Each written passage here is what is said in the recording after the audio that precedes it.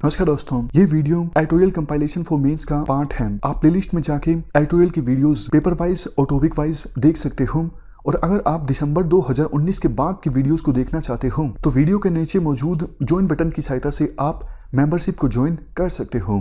चलिए discussion start करते हैं। आप जीएस पेपर 2 के इस टॉपिक से आर्टिकल को रिलेट कर सकते हो। क्या कंटेस्ट है? देखो, 5 अगस्त को जम्मू एंड कश्मीर में इंटरनेट संबंधित रिस्ट्रिक्शंस लगी थी क्योंकि पार्लियामेंट में एक बिल प्रेजेंट किया जाना था आर्टिकल 370 को इनइफेक्टिव बनाने के लिए। और कुछ जो रिस्ट्रिक्शंस हैं वो अभी भी लगी हुई हैं। इनके खिलाफ कुछ पिटिशनर सुप्रीम कोर्ट में गए थे ताकि सरकार को आदेश दिया जा सके कि इंटरनेट रिस्ट्रिक्शन लगाना जम्मू एंड कश्मीर में ये वहाँ के लोगों का फंडामेंटल राइट का उल्लंघन है, क्योंकि इंटरनेट जो है वो एक माध्यम है freedom of speech and expression का। इंटरनेट की सहायता से आप ट्रेड करते हो, कॉमर्स करते हो, तो इंटरनेट पर पाबंदी आर्टिकल 19 का उल्लंघन है। ये सब बातें पिटिशनर ने सुप्रीम कोर्ट के सामने बोली। और इंटरनेट पाबंदी संबंधित सभी पिटिशंस पर कल सुप्रीम कोर्ट का वर्डिक्ट आया। आर्टिकल में देखो, ये कहा जाता है अगर सुप्रीम कोर्ट का काम सिर्फ इतना होता कि लॉ को क्लैरिफाई करना और नॉर्म्स बताना जिसके अनुसार सरकार को अपना काम करना है, तब तक तो ठीक था। उसके अनुसार तो कल जो वर्डिक्ट आया सुप्रीम कोर्ट का वो वर्डिक्ट सही था। बट सुप्रीम कोर्ट का काम ये भी है कि फंडामेंटल राइट्स को इन्फोर्स करना। अगर कहीं पर फंडामेंटल राइट का उल्लंघन हुआ है तो उस गलत को एड्रेस करना, ये सुप्रीम कोर्ट का काम है। बट सुप्रीम कोर्ट ने अपना कल जो वर्डिक्ट दिया उसके अनुसार सुप्रीम कोर्ट ने सिर्फ अपनी ओपिनियन जाहिर की, अपनी राय जाहिर की। होना यह चाहिए था कि सुप्रीम कोर्ट के द्वारा सरकार के एक्शंस की अकाउंटेबिलिटी फिक्स की जाती कि आपने जो ये एक्शंस लिए ये क्यों लिए, ये गलत हैं, उनको इनवैलिडेट सुप्रीम कोर्ट के द्वारा करार दिया जाता। बट सुप्रीम कोर्ट ने ऐसा कुछ नहीं किया। सुप्रीम कोर्ट ने सिर्फ इतना बोला, आप इनडेफिनेट इंटरनेट का बैन नहीं लगा सकते जम्मू एंड कश्मीर में, और सीआरपीसी सेक्शन 144 को आप एज ए टूल इस्तेमाल नहीं कर सकते। अगर कोई पर्सन अपनी डेमोक्रेटिक राइट का इस्तेमाल करना चाहता है, अपनी प्रॉब्लम बताना चाहता है सरकार को, अपनी ओपिनियन जाहिर करना चाहता है, तो आप उन लोगों को रोक नहीं सकते सीआरपीसी सेक्शन 144 टूल का इस्तेमाल करके। सुप्रीम कोर्ट ने यह भी कहा, सीआरपीसी सेक्शन 144 आप लगाते हो तो ये देखो प्रोपोर्शनलिटी के हिसाब से होना चाहिए।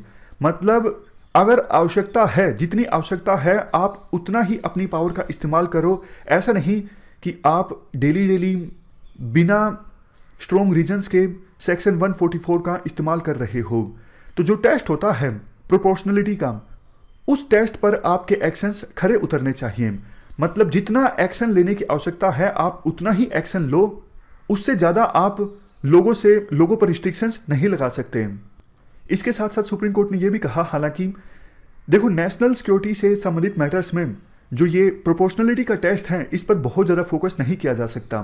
कुछ इश्यूज नेशनल सिक्योरिटी से संबंधित ऐसे होते हैं जहां पर अगर प्रोपोर्शनलिटी के टेस्ट पर बहुत ज़्यादा फोकस किया जाए तो नेशनल सिक्योरिटी कॉम्प्रोमाइज हो सकती है। नेक्स्ट पॉइंट, सुप्रीम कोर्ट ने यह भी कहा, सरकार यूं नहीं बोल सकती कि हमने कुछ सीक्रेट ऑर्डर्स पास किए थे।